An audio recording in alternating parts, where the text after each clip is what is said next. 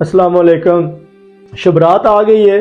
कोई साढ़े उलमा फरमांदे ने कि शबरात जी है एक आम रात है, इसकी इतनी फजीलत नहीं है, आम रातां दी है। कुछ उलमा फरमांदे ने कि इसकी बड़ी फजीलत है, इबादत करनी चाहिए, नवाफल अदा करने चाहिए ने, और इस रात नो नामा अमाल चेंज हो जाते हैं। मेरा भी इस चीज़ नाल इतफाक है कि जेड़े इस रात की बड़ी फजीलत है और इबादत करनी चाहिए, नवाफल अदा करने चाहिए ने, जितनी हो सके इसकी इबादत करनी चाहिए, क्योंकि अल्लाह पाक नूं राज़ी करने वास्ते साडे कोले बड़ी अफजल अहम रातां विच ये भी एक रात है।